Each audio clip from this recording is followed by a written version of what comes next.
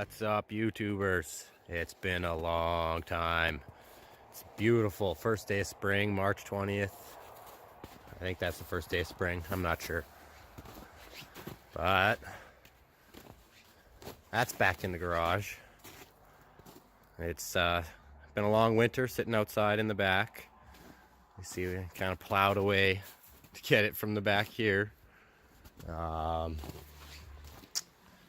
I don't know if I kept you guys informed or not, but it had a little bit of failure at the end of last year to deal with a little bit of these rods breaking, a little bit of suspension busting. So we got some shit back together here now. It's gonna make its way out of the garage for the first time in a long time. I know I've had some comments on some videos here. One of you is really looking to see what's going on in this box back here. Maybe I'll make a little video for you. Show you a little more in detail what's going on in that box back there. But yeah, stay tuned, and we're gonna have some fun with this summer. Address a few issues it still has. The reverse sensor, speed sensor. Love to get Vtec going.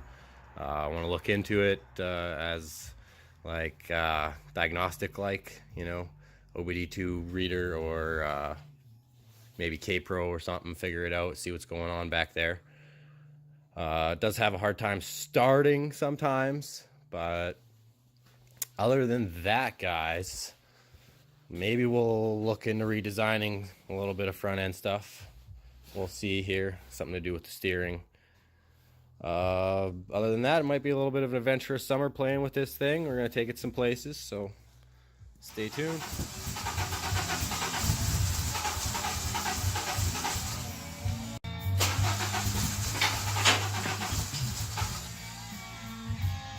Something fell.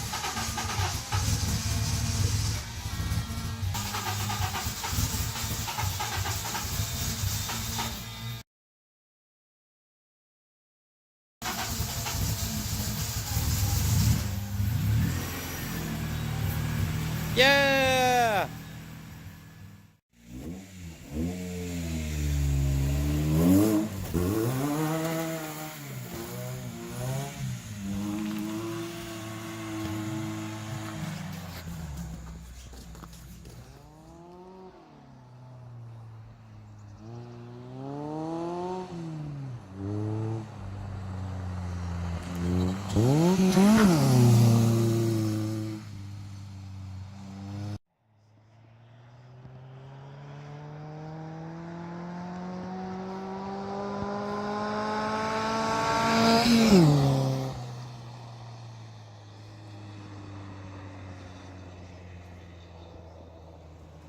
Alright, YouTubers, we tried to put an OBD2 diagnostic port in the Honda Buggy here. What we ended up doing was we followed here for KLC DLC connector pinout right on the Rywire blog. Pin number 4, black, is the chassis ground that ties in with E7 there. That guy. Well, we look on here as well. It says,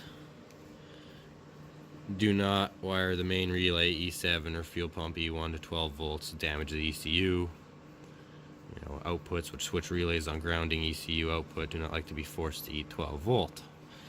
Well, what we did here was we took the ground originally for our here, and we wired it to our E7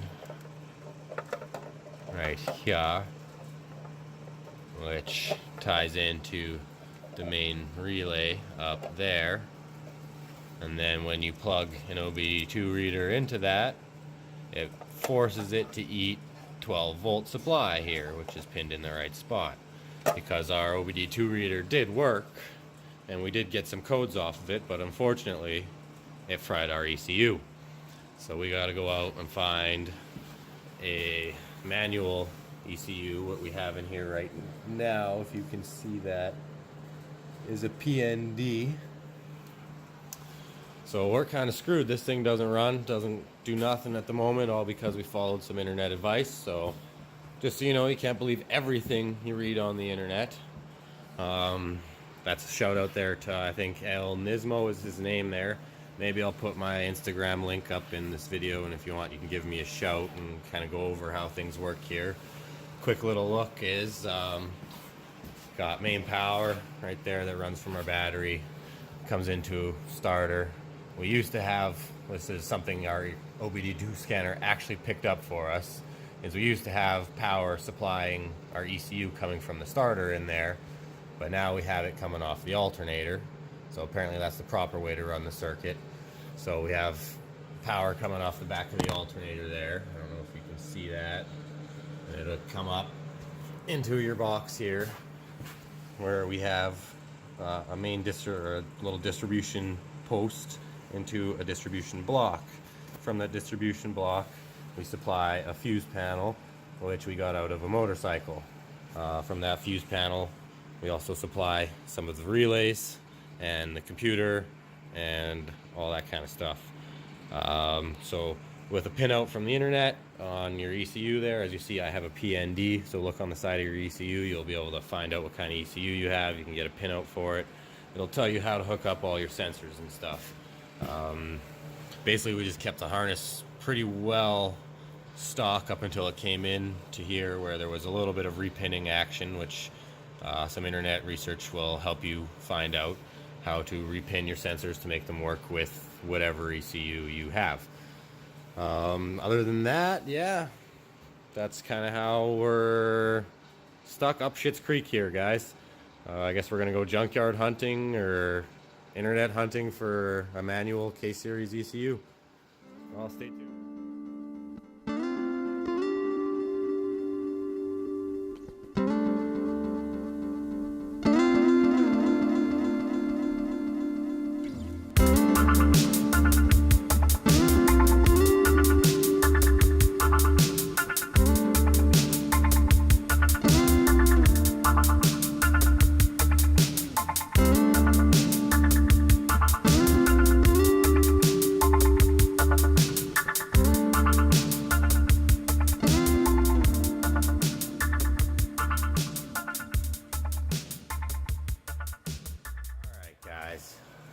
So believe it or not, same day, by some sort of miracle, we're gonna have to each go buy a friggin' lottery ticket or something, because this is like, wow.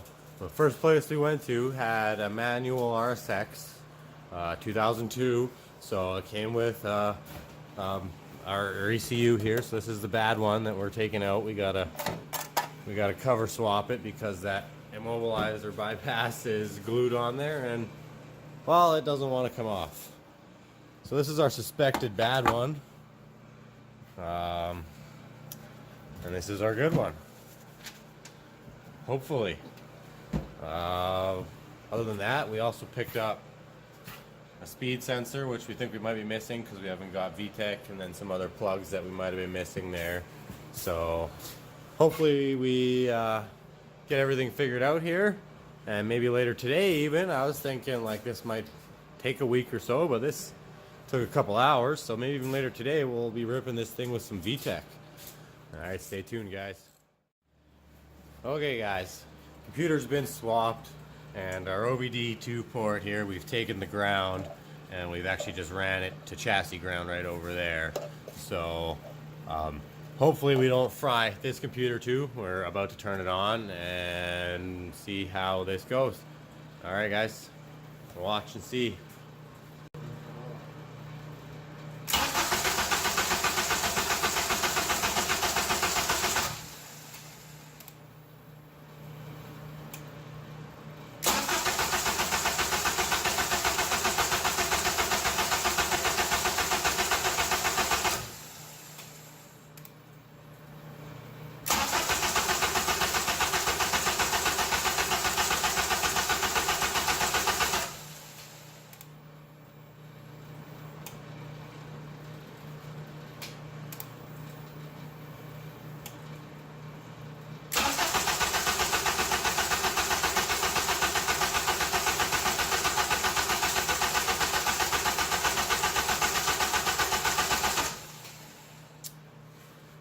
Seems like no luck.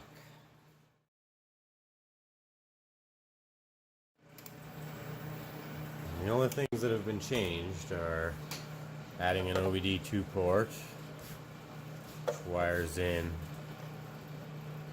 here and here, which yet again we got off that same rye wire post that back powered our main harness, our main relay.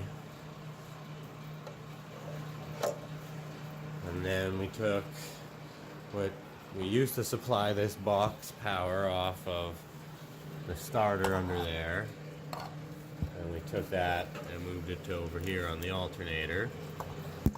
So I'm not really sure what's changed and why we seem to be getting no fuel to the injectors anymore, or it's getting there, but the injectors aren't firing. So I'm not really sure what's going on there.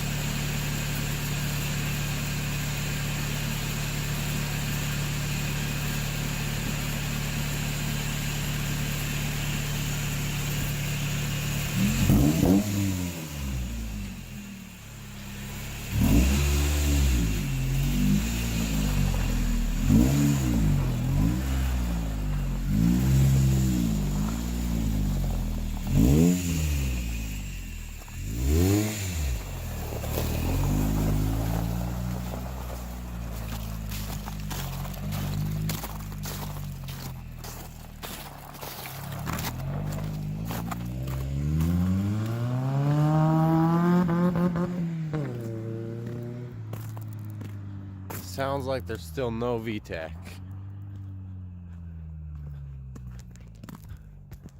We did have another code pop up in the garage as it was being burped there, so we'll have to research that.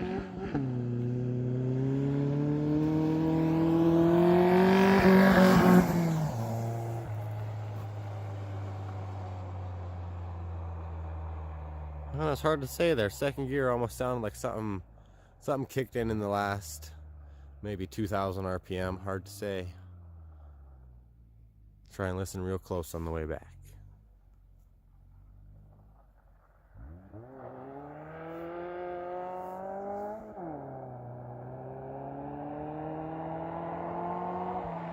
No.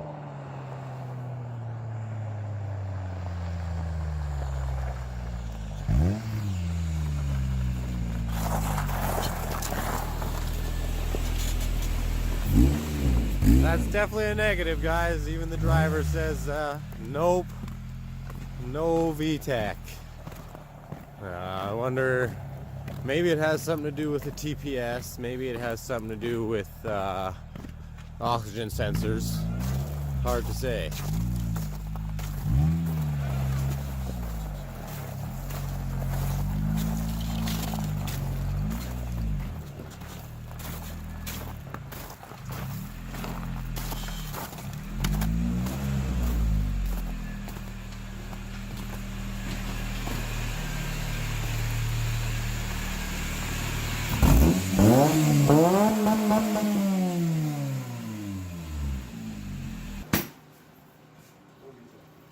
Definitely no Vtec.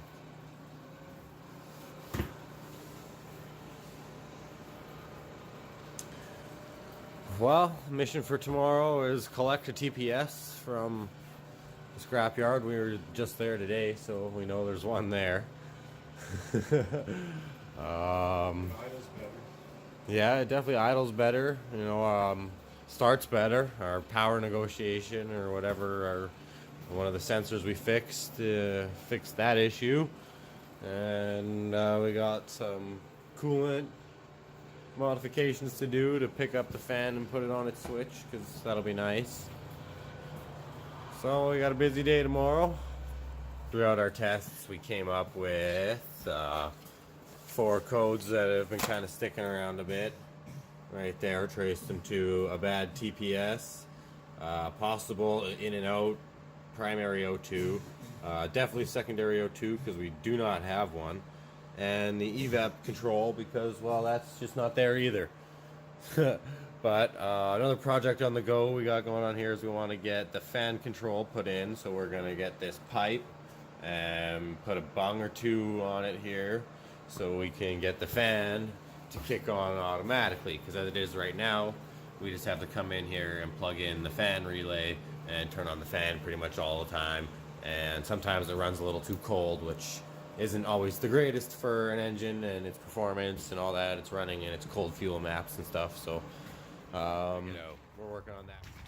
Fresh body made, all stickered up. Could use some more stickers. If you got some, send them. Got a little windshield on there. It's looking pretty good. A little bit more protection for the driver. Thinking about maybe a quick release hub there, make it easier getting in and out. Blocked off our pulleys a little bit here so we don't eat a rock and chew the belt. Yeah, that's about all that's been done. Still waiting, looking, trying to find a TPS. See how that goes. But yeah, hopefully this body will help us out, stay a little warmer in the winter, a little drier in the spring and summer. Maybe thinking of doing something about a roof on there. Other than that, not too sure how far we're going to go with that. So yeah, looks pretty good. Stay tuned, guys. Alright, YouTubers, in our quest for Vtec, we have run into another problem here. This intake manifold and throttle body are off a EP3 SI Civic here in Canada. And it's got a special throttle body where everything's on the other side. So we went to the junkyard where there was a base RSX, and we got ourselves a throttle body. We took the TPS sensor off, and well, it's different because everything's on the opposite side. So this is probably where I'll end this video, because it might be a little search as we try and find this or order this TPS in. But one off an EP3 or even a K20 A Type R or a K20A2 would work. Maybe the Z1 I think might work because it's still cable throttle body and not that drive-by-wire. But other than that, guys, if you have one or know one, send it over. Alright, stay tuned. Hopefully we'll have this thing out and ripping in the next week or so here. Alright guys, thanks for watching.